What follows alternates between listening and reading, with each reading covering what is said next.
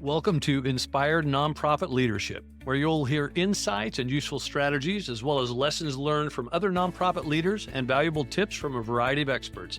Here to help you with the challenges and opportunities you face day after day is your host and nonprofit leadership expert, Sarah Olivieri. Hello, nonprofit leaders, and welcome to your go-to place for information and inspiration to help you be even more effective. I'm your host, Sarah Olivieri, and you're listening to Inspired Nonprofit Leadership.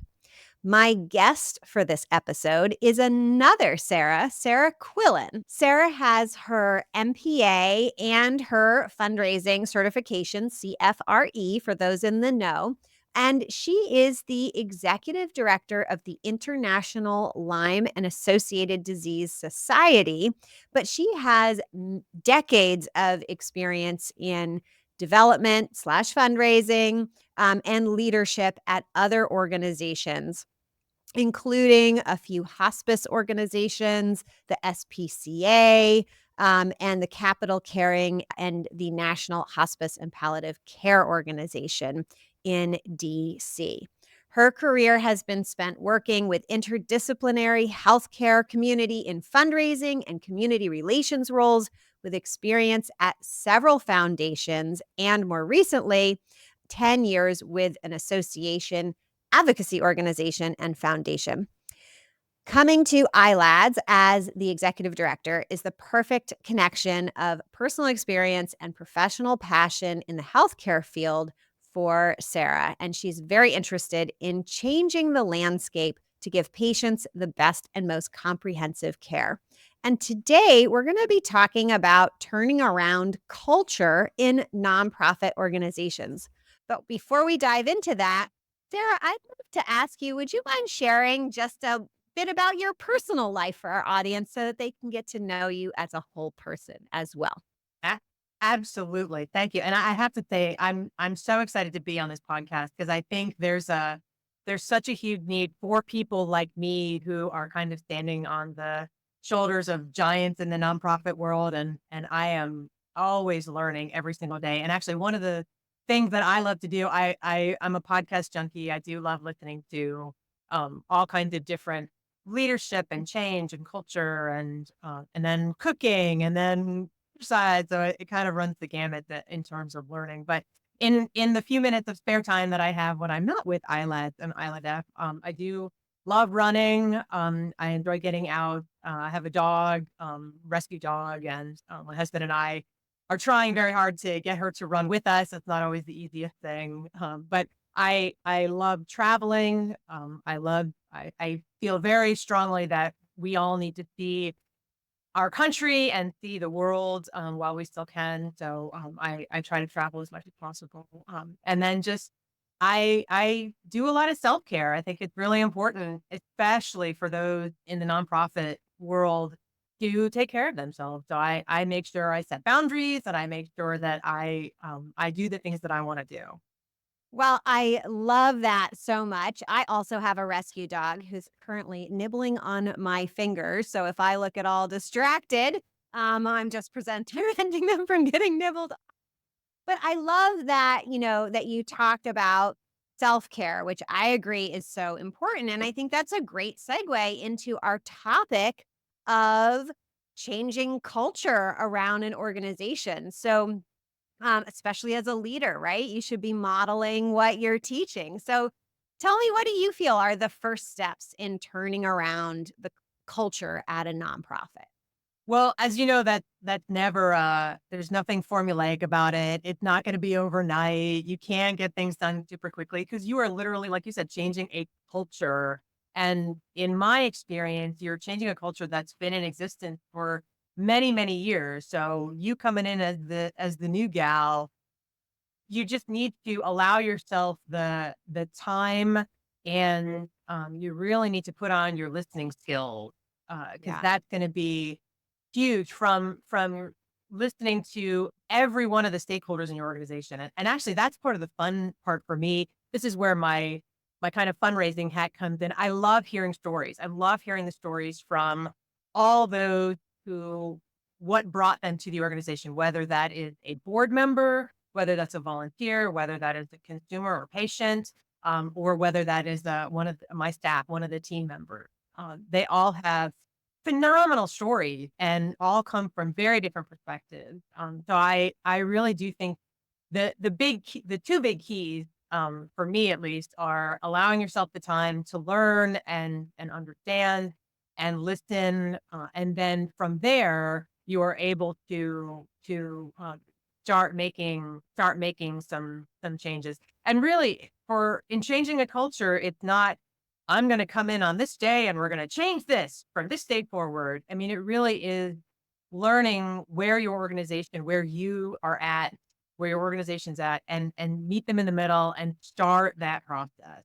And quite honestly, we're still in the middle of it right now here at ILADS. I've been here now about a year and a half, and we have a fantastically long way, in a wonderful way, to go for the organization.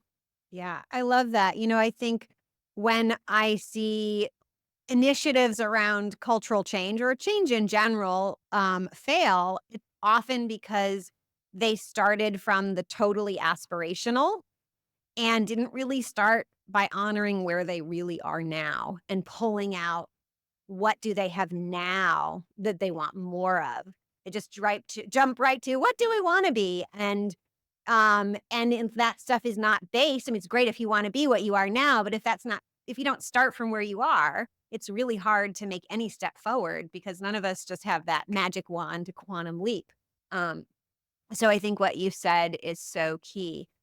I know so many executive directors get hired at a pre-existing organization to change the culture. So I appreciate you, resisting that, oh, I was hired to change it. I'm not going to just come in and start changing things right away. I'm curious, for those out there who might be in this position, how do you figure out what to change and what to keep the same? So you've done your listening, you're hearing the good and the bad.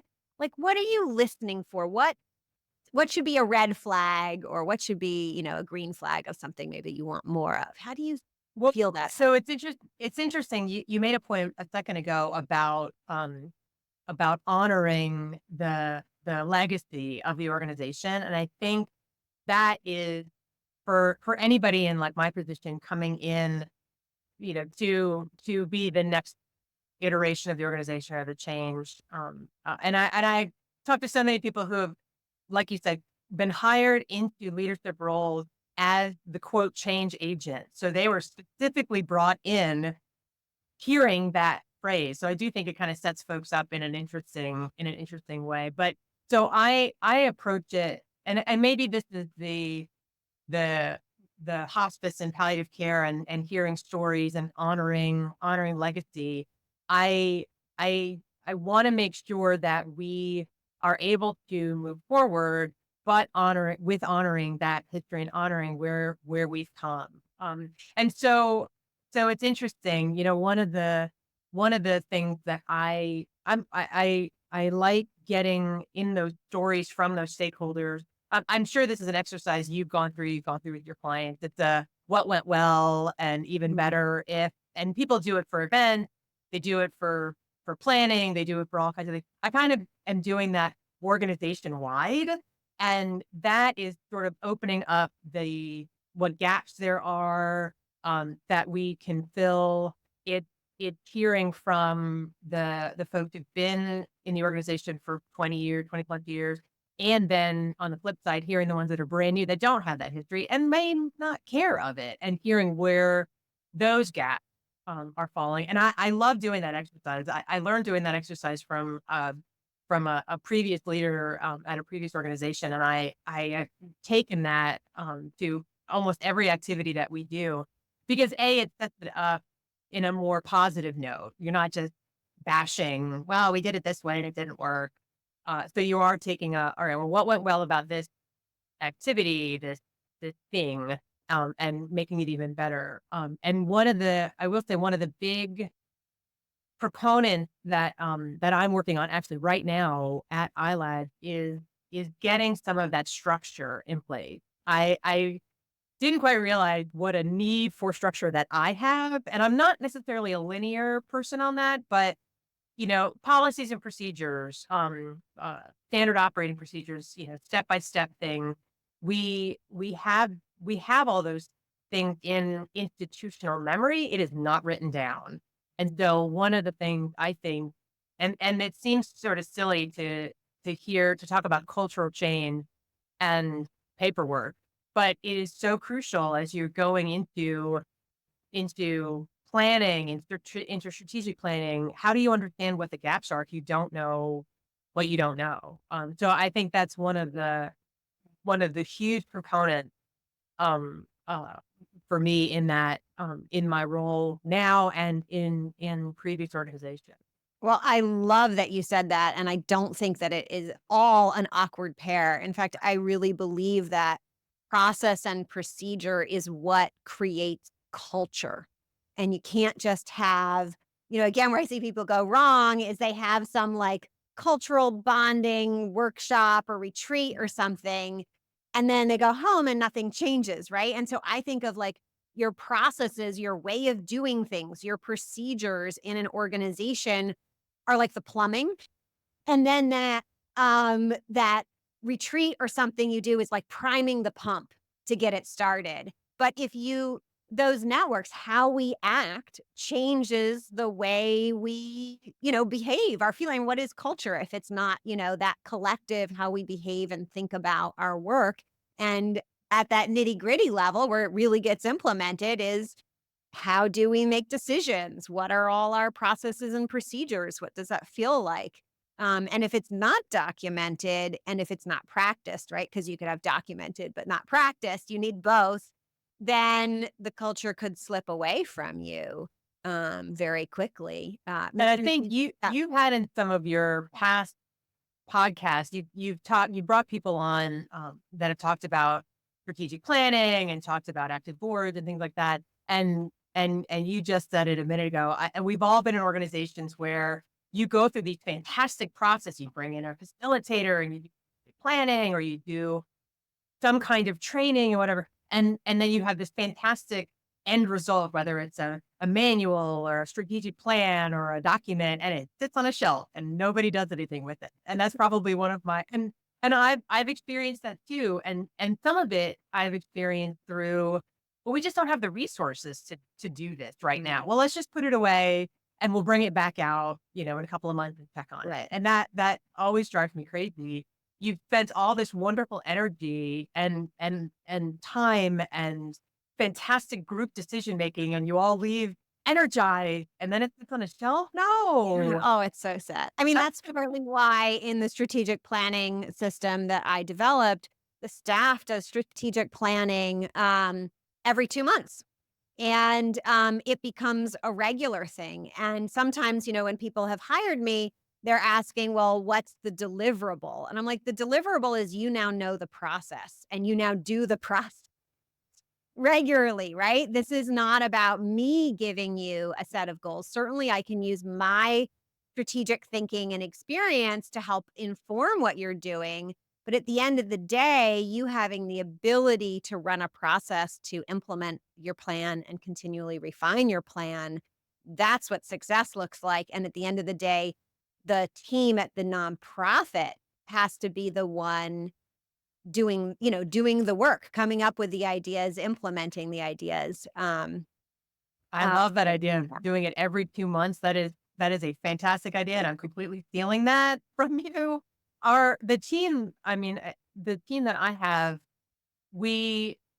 I had them work on like sort of a pre-strategic plan prior to my boards coming together. And truly that was just a matter of logistics. I mean, we're a remote organization, so we're kind of all over the map, and it's like herding feral cats, right? It's hard to get everybody all in one room at one time. And I wanted to make sure that the team was involved in strategic planning, because we are going to be the ones that have to implement it, right? So getting them to sort of lay that groundwork, and then coming back to it every couple of months. I love that idea. And even doing like a temperature check, like, all right, were we really off the mark in creating this kind of thought, or is this really like the the huge goal, what's the audacious goal that we're going to get to in a couple of years, but come on now, let's be realistic. Or what are the steps that we need to take to get to that? I think that's a wonderful point. And actually, one other key in coming back to the procedural, structural, all those kinds of things is the review process with the team. When I first came into this organization and in previous organizations, there was really no annual review process set up. And I'm a big proponent of, I don't want to do it just once a year. That should not be, I should not be coming to you with like, hey, what are your goals next year? And then shelve that. And then, hey, why didn't you meet your goals next year? Well, we didn't look at it. We didn't process that. Right. So Yeah. that's a huge part of obviously putting some structure in place, but then also it all feeds into strategic planning and the organization goals and all that. So Absolutely. Well, we're going to take a quick break to hear from our sponsor, but then we're going to get back to this very interesting, fun for me at least, conversation around culture. And not surprised that we've delved into strategic planning as part of that. Today's episode is being brought to you by Pivot Ground, which I created to assist people like you, executive directors, board members, unleash your full potential to advance the missions that I know you care about so deeply. I always know that we've achieved success when achieving your mission is your greatest challenge and not something like how do we do strategic planning or make sure our funding is in place, all things which really can be fixed. My gift for you today is a newsletter where you can receive weekly tips for nonprofit leaders just like you, and you can access it at pivotground.com/sign up. And there will be a link in the show notes as well. All right, back to my conversation with Sarah. We're talking about turning around culture within an organization. We've hit on a lot of great things so far. But I know you mentioned before we start our conversation today via email that you have some themes or a theme that you have noticed across all the nonprofits you've been a part of when it comes to changing culture. Will you tell us about that?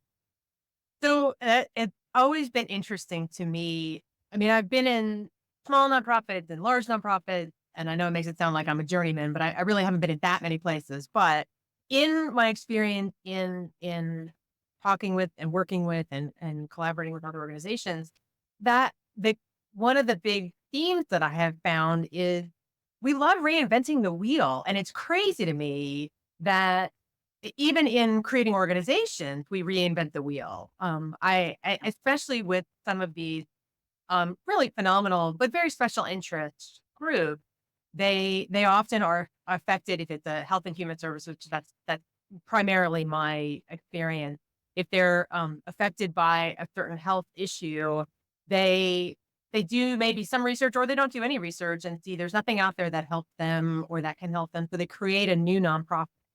And I early in my career, when I was still in college, I worked for a community foundation in a local city. And it really opened my eyes to what a great opportunity we've got to be able to harness different missions of individuals, not even organizations, just an individual, into a cohesive action. And there's United Way and there's Community Foundation. There's lots of different federated or non-federated organizations that can really help with that. But I always am a big proponent of like start with that before just launching into your own. And it's not easy to start a nonprofit. So kudos to anybody who starts one.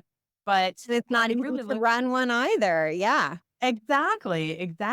And so it also kind of leads me into one of my big, very strong beliefs of collaboration and partnership. And it looks different for all kinds of different organizations, but I feel that's one of the things I've noticed in successful nonprofits. And I really want to make sure that kind of all nonprofits get into doing this, whether it's literal merging of organizations, which that's a whole nother thing. But just working together, you've got like-minded organizations, grassroots all the way on up to folks like us who are associations and member societies that when we're united, we are a much louder voice. And whatever whether it's animals or healthcare or environment or whatever the mission, there's so much more we can do together and figure out, okay, I don't need to solve that piece of the puzzle, but I have this other piece of the puzzle, but I'm going to work with this organization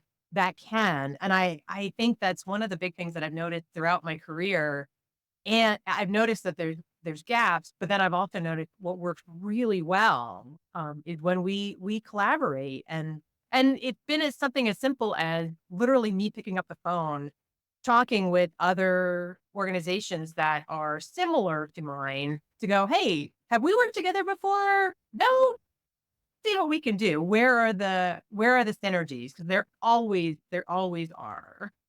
You've just made so many good points. I just want to highlight a few of them. So for anyone listening who's thinking about starting a nonprofit or in the very early stages, I see this again and again. People ask, how do I start my nonprofit? And the bad first answer is, file your 501c3 forms and assemble your board. I say, what you said, the very first thing, do your market research. Step 2, if you decide after your market research that you're going to proceed with something new and independent, build your initial base of major donors, which is going to give you the chance to test to see if this is a fundable idea, and refine that language around how are you going to talk about your vision and your idea in a way that other people go, oh yeah, I get it, and I want to help fund that. And then you'll start off with money, with support, with your messaging refined. Then you can go build your board and file your 501c3 paperwork. So that's one thing I want to highlight for anyone out there thinking about that. The next thing, you said, I keep thinking about culture, right? That a culture of building partnerships makes so much sense. So I would love to ask you to just touch on specifically, like, what are the kinds of things you would suggest to people, or if you were doing it in your own organizations, how do you instill a culture of, of reaching out for partnerships where people think of it as one of the first things to try when solving a problem and feel like you said it can be easy. You just pick up the phone, right? But we know people often feel like, oh, it's going to be hard and difficult. So how would you go about, let's say you've got an organization that's just been totally independent and you're like, I want to bring not just partnerships, but a culture of partnerships to this whole organization. What would you do? Well, the first step, I'm a big proponent of just watch me do it. I can talk all day long. I mean, it's not going to do anything, but let me show you. And so I kind of am fearless in that, like, I'll pick up the phone. I can cold call the best of them.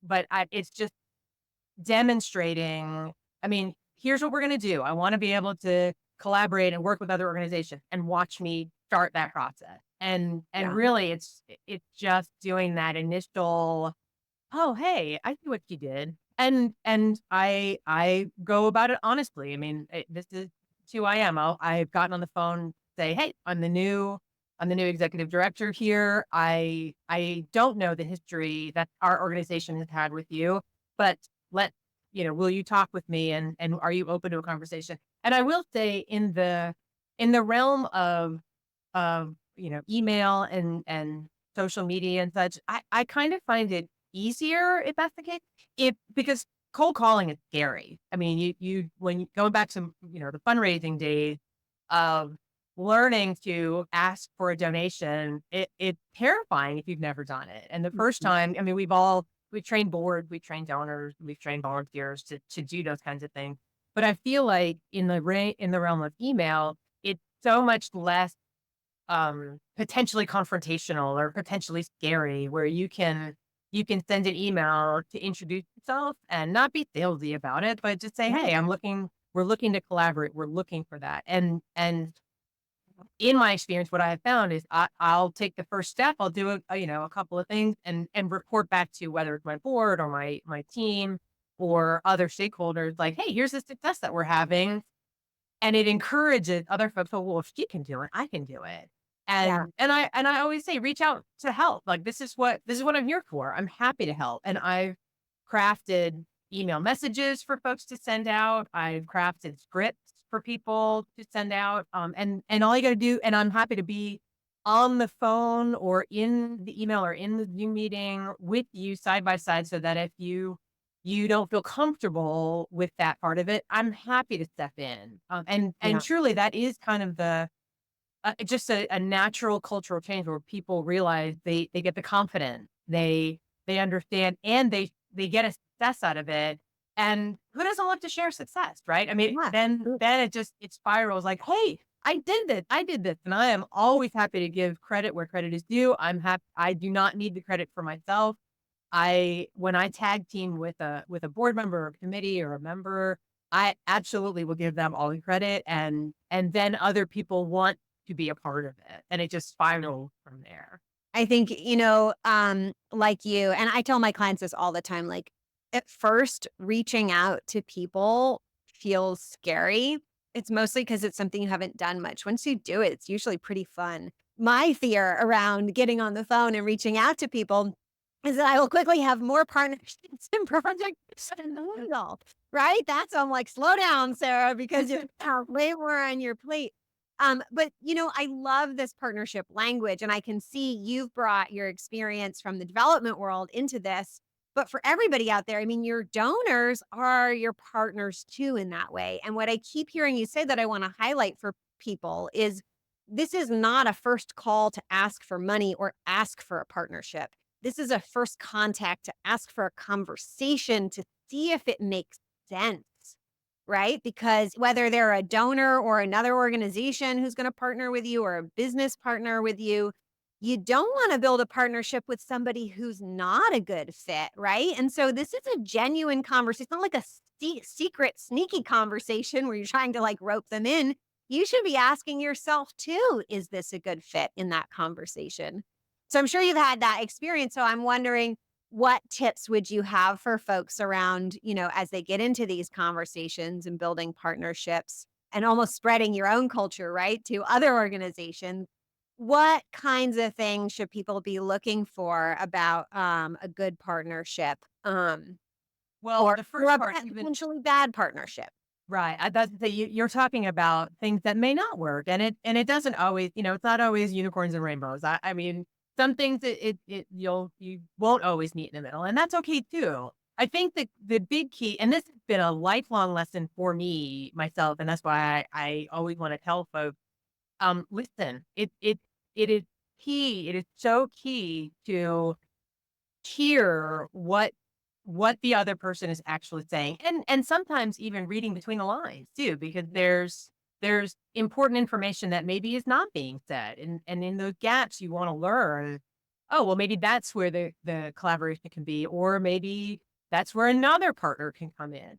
But so I absolutely think listening is a super big key on that, because that will then tell you kind of, it will help guide that process. But and in that process, I feel like there are some collaborations that are going to be formal. There are some that are going to be informal. And don't shy away from the formal one. Like, you might need to create an agreement or an MOU, or some written document on letterhead or such, that you both need for that level of comfort. And there's definitely there's important in that. But then there's some that might be just an informal of like, hey, I'll let you know when things come my way that you need to be aware of, and you get informal sense of camaraderie, and that can also be actually crucial, especially in the realm of news and media and such.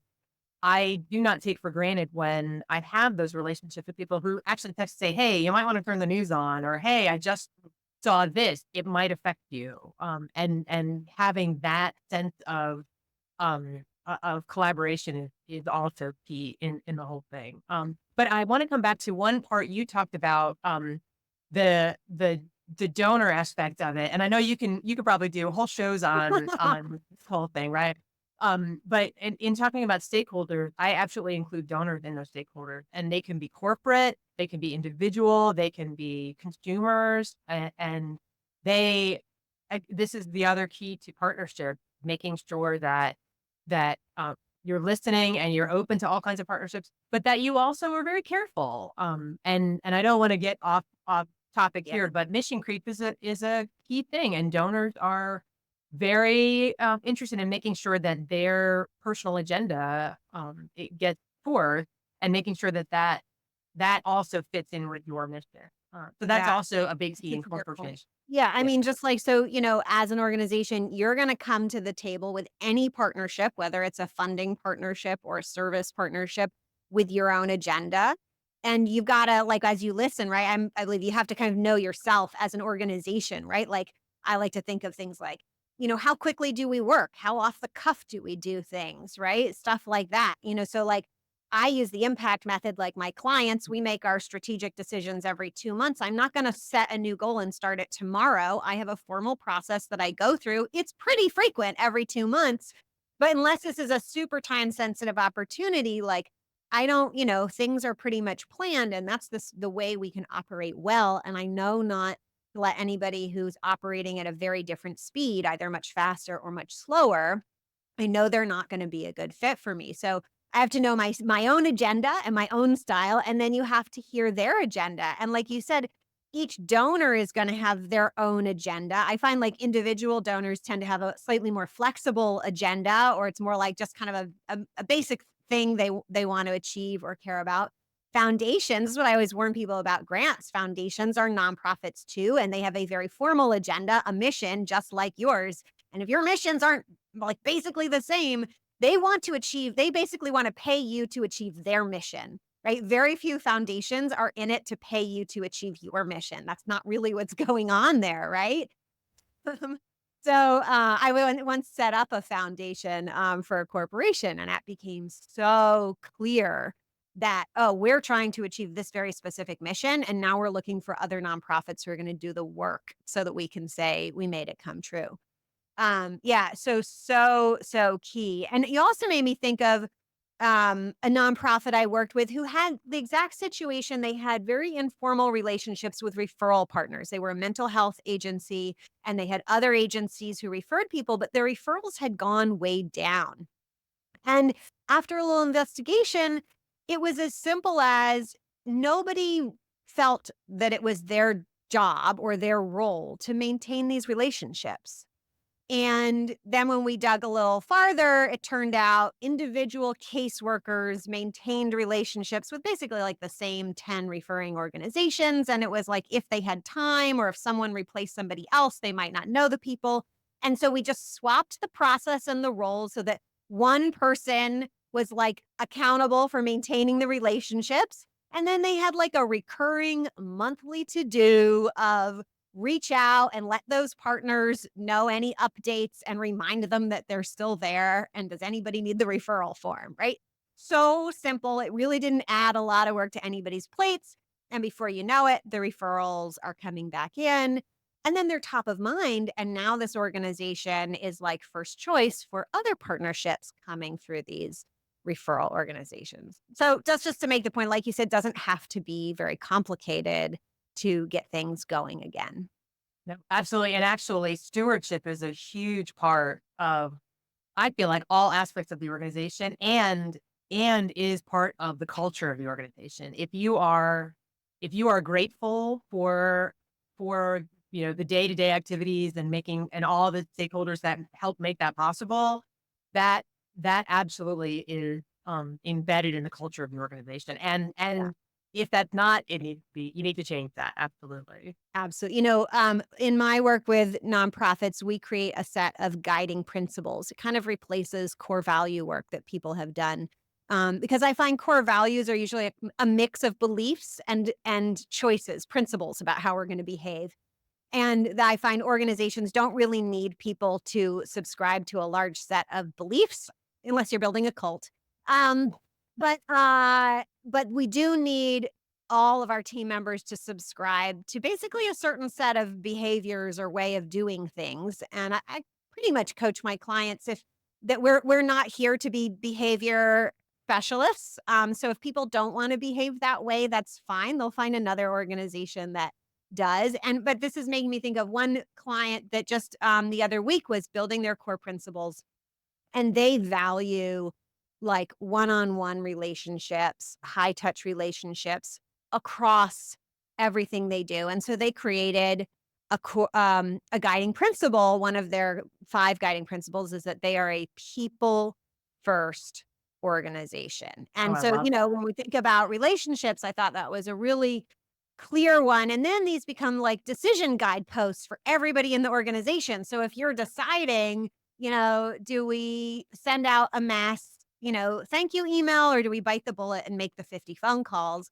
This organization doesn't have to, no one in the organization has to ask. They know they're going to make the phone calls because they're a people first organization. that is So a great, and I love the idea of doing guiding principles. Core values, you're right. That is a kind of a standard thing. I may steal that idea as well. And I do feel like you can have both, right? You've got you've got your mission statement, you've got your values, and then the guiding principles. I think that Yeah. kind of it drives it down into the more practical. And I love that. Yeah. So we usually do a single core belief and then a set of guiding principles. And that core belief should be the one that's behind the mission. Like there's usually a belief that's driving a mission. And kind of an extreme example I like to use, and I used to work in the autism space, and there's, kind of 2 camps in the autism world. The camp that believes that autism can be cured and should be cured, and the camp that believes that autism is a set of differences, some of which are challenging and some of which are, helpful to have. And and that's just the way it is. And we should make the challenging things easier to get through and support the things that are helpful. And those drive a lot of diverse missions, a lot of diverse goals. But at the end of the day, someone who believes that autism can and should be cured is not going to be comfortable or fit well in an organization that believes that autism is this set of differences, and vice versa, right? So, and you really have to make sure that everybody subscribes to that core belief. And then I believe that, individuals, I think it's great to have core values, and it doesn't matter so much if it's a belief or a principle. But I'm curious, because I know we're kind of getting to time here, but I wanted to ask you, how have you addressed bringing people together who come from different backgrounds, different beliefs, different ideas about how to act? And I can bake in a hard question at the last minute. How do you draw the line between bringing people around versus when you let them go? Yeah, that's a great question, and I wish there were an easy answer to that of like step 1, step 2, step 3. The big thing that there's a huge need for flexibility in yourself personally. I mean, I need to understand in my own personality that I have an agenda. Of course I do. I have, what I want to happen, and I have my own internal timeline of when I want that to happen and who I think should be involved in that. That's not reality. That's here in my own head. And the understanding that I need to be patient and flexible and understand compromise. It might not be what I had originally intended, but the hope is, especially if you're bringing in other voices and other personalities, that the end result will be a much better product, a much better thing that will serve the primary audience that you're seeking to serve. And it doesn't always work that nicely. And working in end of life care and in palliative care, and now working with tick-borne illness, I mean, you kind of have to embrace the awkward, right? It's hard topics. People don't often always want to hear about it, and people have very differing views on what should be appropriate. And you just kind of have to embrace conflict and be okay with that, and be okay with, look, I can argue with you based on, this notion that I have, but also hear you and hear your differing opinion, and meet somewhere in the middle and not go, well, you're just wrong, and shut the door. And so there's, and we kind of we're joking about it, but it's not easy to do. I mean, and Yeah. there's actually, I'm sure you do this in coaching. There's coaching to be had with that whole process, whether it's, one-on-one, whether it's, with your staff member, with your board, with your donors and such. And at some point you also need to make the hard decision of like, well, this is just not going to work. And you need to, again, I'm always a big proponent of just be honest. I mean, you don't need to be blunt and rude about it, but be honest and say like, well, this is just not working the way that I feel our mission or our organization, the direction that we should head. And you may disagree, but we can talk about it's just not going to work. Yeah. And it's, go ahead. We always like to say that, or I like to say to my clients, and they repeat it back to everyone else now, is that clarity is kind. Yes. Oh, that's a wonderful phrase. Yeah. And sometimes my walking away from this then enables you a new opportunity to meet with somebody else. Yeah, it almost always does. And I think as leaders, right, we are the ones for whom it's appropriate to let somebody go. I mean, they may walk out and say, this isn't the right fit for me. I think especially in nonprofits, we'll have employees or team members or board members who feel loyal to the cause, even though they know it's not a good fit. But to leave, they would feel like they'd be hurting the organization. Kind of like, when you're telling someone who's passing away, like that it's okay to go. Exactly. Right? As the leader, that is your job to say to them, like, it is okay to go, and right. And don't, it is not nice to your employees to make them do that hard work of leaving when it feels like a bad fit, but they feel like they'd be hurting the organization if they did that. And I have to say, I've coached a lot of people through letting team members go. And it is very rare that the person on the other end wasn't basically relieved for the experience. And we have a whole process that I won't go into now about how to let people go compassionately and clearly, which helps reduce the level of anger, but it's almost always relief that the other person feels and that the organization feels as well.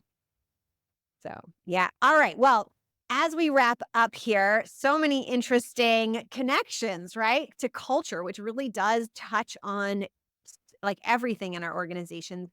What words of advice would you love to leave our audience with? And then also, how can people get in touch with you? And of course, if you want to mention something about what's going on with ILADS, happy to hear that as well. Oh, fantastic. Well, coming into multiple organizations and now in this leadership role, I plead, I advise, I ask any nonprofit that's been around for a little while, folks who are going through this evolution, this point of inflection and transition, much like ILADS. I mean, we are now celebrating our 25th anniversary this year, and God love the organization. Its origin story is much like a lot of others. A group of very dedicated volunteers came together, and they've had one executive director this whole time, and I have huge respect for her and all that she had to go through. And she rightfully wanted to retire and enjoy being a wife and go do her own thing. And unfortunately, there's institutional memory during this transition. And this is where I was, when we started this conversation, talking about putting structure and procedures and things.